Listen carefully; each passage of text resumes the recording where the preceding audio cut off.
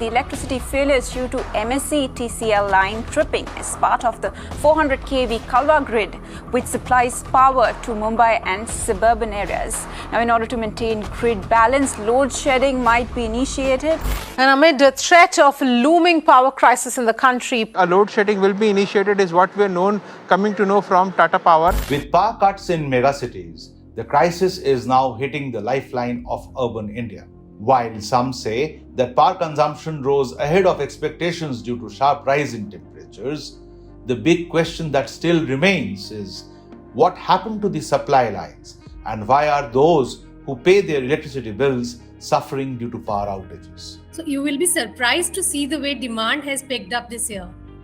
We have already crossed 190 gigawatts this year, while it was around, say, 170 gigawatts last year. The main problem here is states have not acted accordingly, though there were indications since last year that the demand is going to break all records. But the way the demand has picked up, especially after long years of lockdown, it caught the states unprepared completely. One of the big hurdles is the financial distress the power distribution companies, referred to as DISCOMs, are in. According to a report, 5 states, Uttar Pradesh, Rajasthan, Andhra Pradesh, Telangana and Tamil Nadu, constitute nearly 65% of the overdue payments to power projects. These 5 states have submitted their cabinet-approved revival measures that include tariff revisions, among others. This would be the first tariff revision in nearly 6 years in some of these states. What needs a mention here is power tariff revisions are usually postponed because of lack of political will. Power is a very political subject in India. You would see a lot of promises in terms of tariffs. Say, for example, we have recently seen in Punjab that they are going to provide subsidized power to the consumers, which again gives rise to problems like distribution companies being in stress.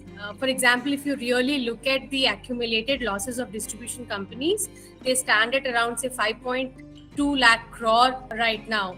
The regulatory assets, which are the deferred tariff hikes, which means the regulator accepts that the distribution companies incurred these losses, but they do not want to pass on the hikes immediately.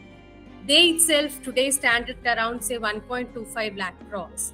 So that is the kind of stress we are talking in the system. Moreover, there is a sharp rise in power consumption in April this year, and peak power demand on April 26 touched 201 gigawatts, breaching its previous record of 205 gigawatts in July last year. This is the first time the country witnessed such high demand in April and indicates even higher consumption in the ensuing 2 months. and amid the threat of looming power crisis in the country, peak power supplied in a day crossed the record 201 gigawatt mark. This beats last year's benchmark from July, where the government was able to supply 200 gigawatts in a day. The peak demand is 11.6% higher than last April, that witnessed 180 gigawatt consumption on April 7. India witnesses maximum summer demand in the months of June and July. However, reports suggest that this year, having already seen peak consumption surge in April, there's urgent need for enhancing capabilities. What are the big reasons for this crisis? Costly power. Demand pushed up to prices on power exchanges, and states are unable to buy costly power. 2. Lack of planning.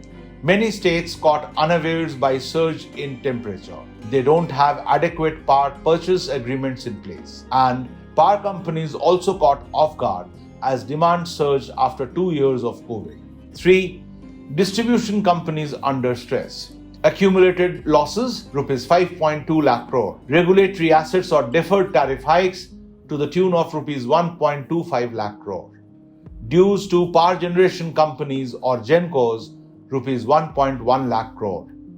No tariff hikes during elections and free power promises.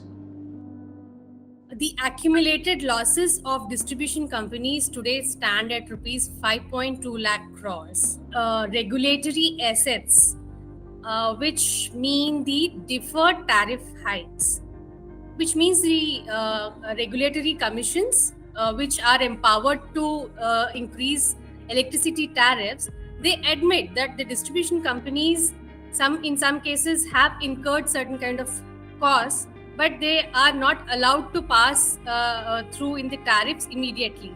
So these are saved as regulatory assets in the books, which makes no sense. And so you would see this stress passing on to the generating companies, because the distribution companies are not in a position to make payments to the generating companies, the power plants, which in turn results in a lot of stress in the sector, because the generating companies do not have money to pay for coal and the lenders. What can be done now? Proper demand estimation and planning. Coal imports and provide more railway rakes to build stocks. Revive gas-based plants. Restart idle plants and revive distribution sector. So the coal stocks, they are definitely low. Coal stocks are for future. So the coal stocks right now are adequate to the projects to run at the optimum levels. The problem is the stocks are depleting day by day. We all know that during rainy season monsoons, the coal mines get flooded and there is no output there.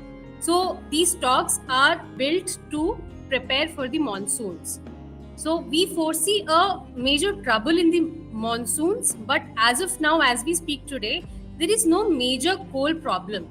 However, there is a major coal logistics problem. There is a lot of coal in the country at, say, Coal India's mines and the railway sidings, but there is no capacity available with the railways to transport this coal to the power projects. With coal stocks at power plants dwindling, monsoon challenges and power discoms in financial crisis, it's challenging times till end of monsoons in India. The only sustainable option is to ensure better supply chains and revenue collections.